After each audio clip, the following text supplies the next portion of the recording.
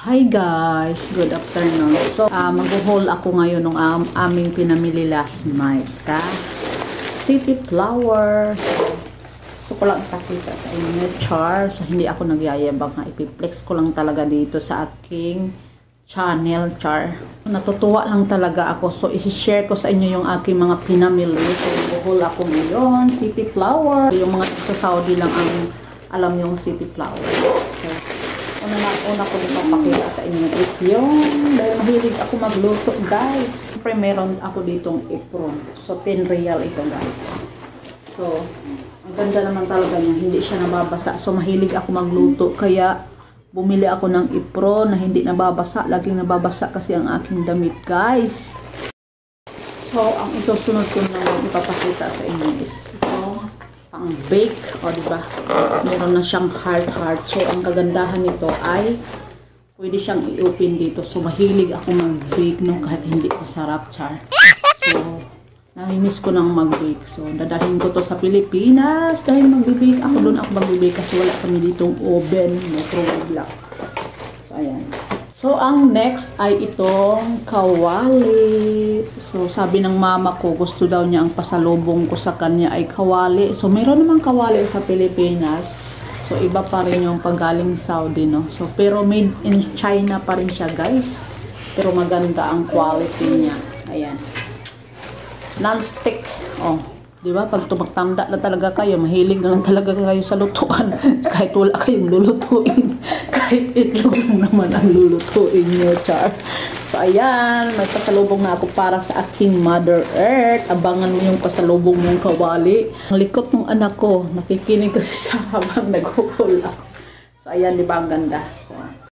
So, ang next ay itong napakagandang tinidor. O, di ba? Ang ganda ng design niya. Ayan, o. O, diba? Tayo na talaga to na tumatanda na tayo dahil talagang mga pang-kitchen na yung ating mga gusto, no? 12 pieces siya pero iba-ibang design. 6 pieces, iba-ibang design siya.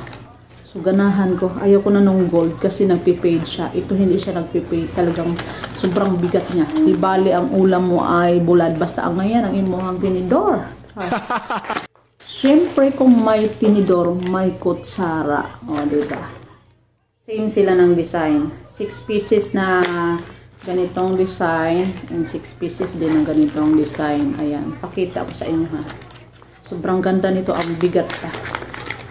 Bahalag bulad ang sudan. Basta ang ngayon ang spoon. Sino relate dyan? Mahilig sa mga spoon. So marami na akong spoon sa bahay. Pero ganahan ako mag-collect ba ng mga spoon. Dati gusto ko yung gold. Kaso nagpipade siya, no? Hindi talaga siya pure na gold. Wala tayong ibiling pure na gold, char. So, ganito na lang ang ganda niya. Ang isa nito ay, ang 6 na piraso ay 28 real. So, wag mo nang isipin ang presyo. Ang mahalaga maganda ang tsara mo, char. O, diba? Nakita ko din yung isang design, guys. Ayan, o. Uy, kaya dito. O, diba? Partner yan sila. Bahalag bulad ang sudad. Basta ang ngayon ang spoon at saka fork. Yan. Char lang yan ha. Ganahan ko karon sa mood ko mag-flex yung ako ang mga pagpapakal. Diba lalo na ito sobrang ganda. Pero same price lang siya. Susunsaon na lang gipagamit aning mga spoon no. 4 lang naman kami gumagamit. Ilan na sa Pilipinas? 3 lang naman kami. Kasi nga si daddy nandito sa Saudi. Kami sa Pinas. O diba ang ganda? Pang ano ba yung pang thumbnail?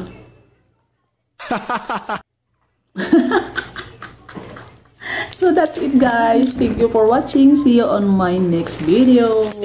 Bye. God bless you all.